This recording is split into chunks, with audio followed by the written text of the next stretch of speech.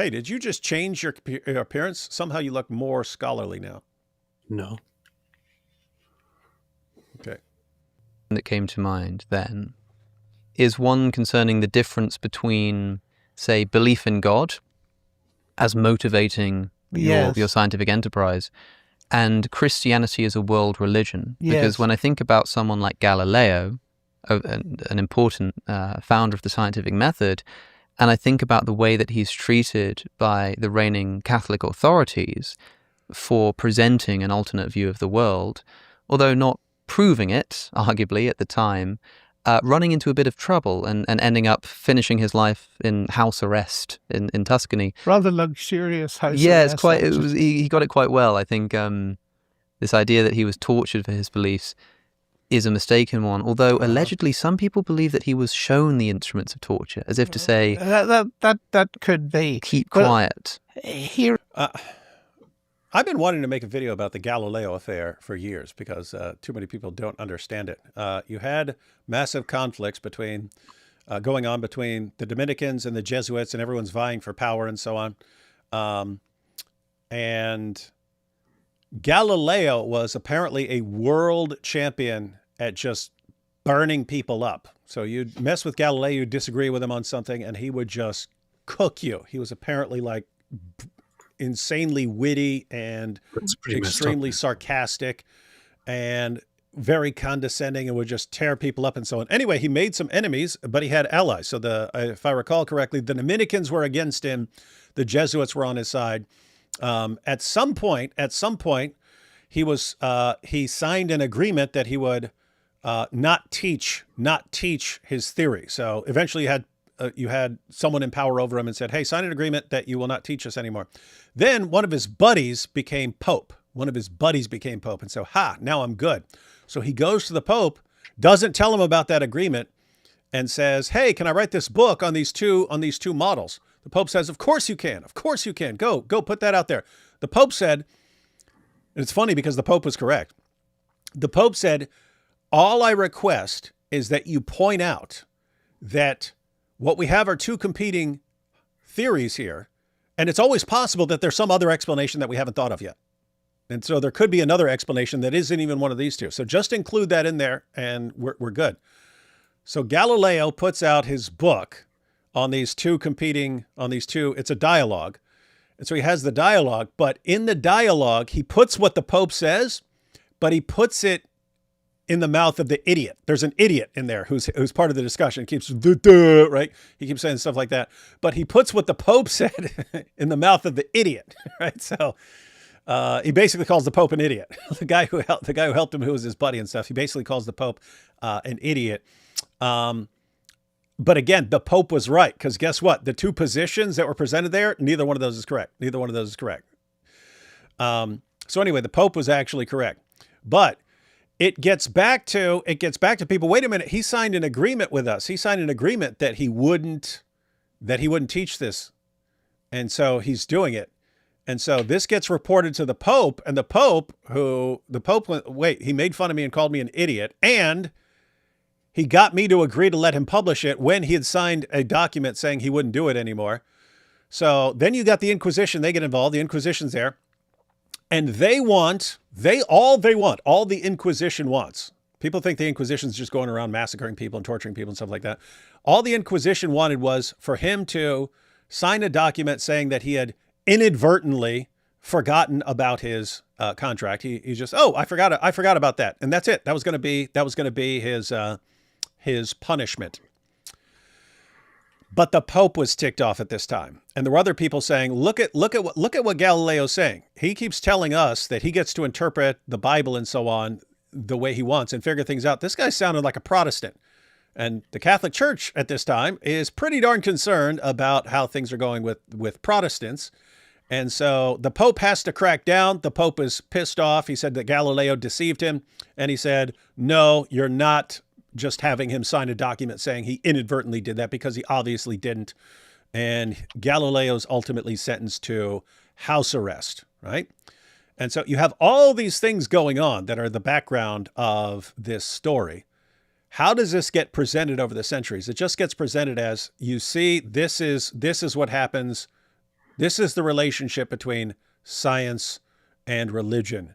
Science tries to go figure out the universe, and religion just crushes it and tries to stop it.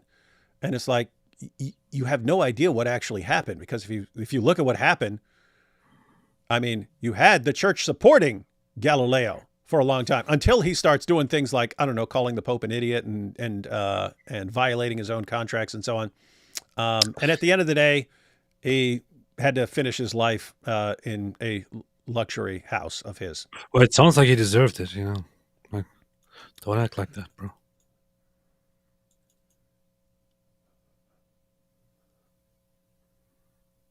He got what he deserved. No, I'm just kidding. Yeah, so that's not how we think now, but That's exactly how I think.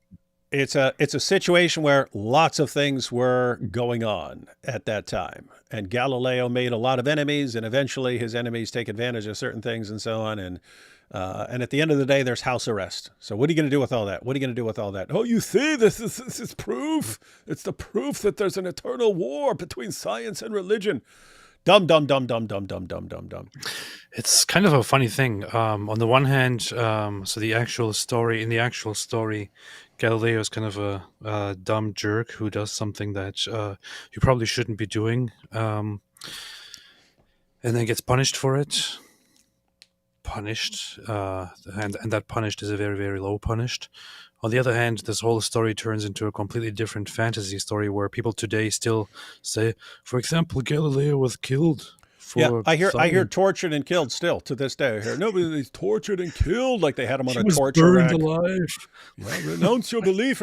Oh, by the way, the other thing was, even Alex acknowledged this, that he couldn't prove it, because here's the thing. People think this is the conflict between science and religion.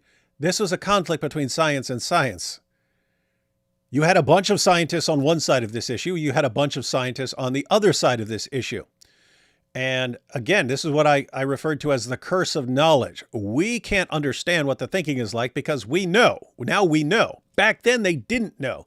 And people don't understand how insane the Copernican model sounds. So, okay, here's the sun. The sun is at the center of the universe. That's why I said this is incorrect.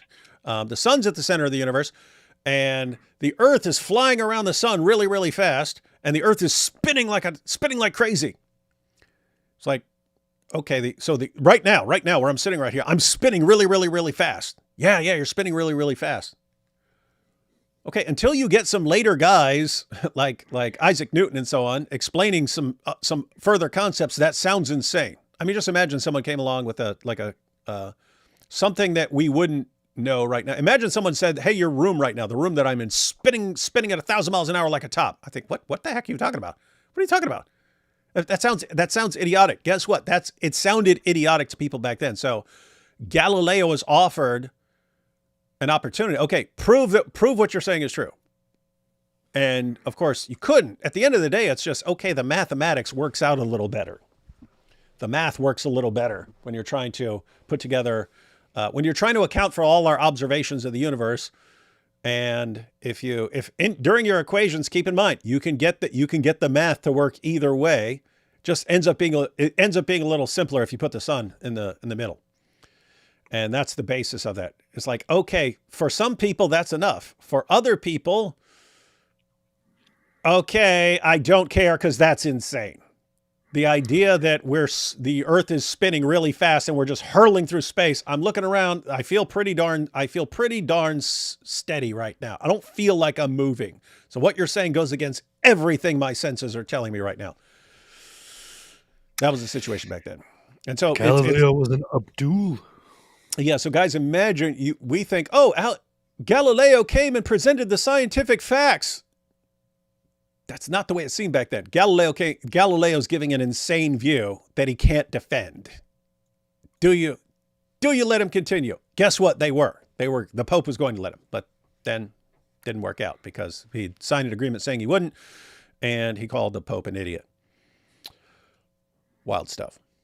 Again, I think that using Galileo as an example doesn't work, because if you look at what actually happened, the first people to criticize Galileo was not the Catholic Church. It was the philosophers who were building on Aristotle and believed in a fixed earth.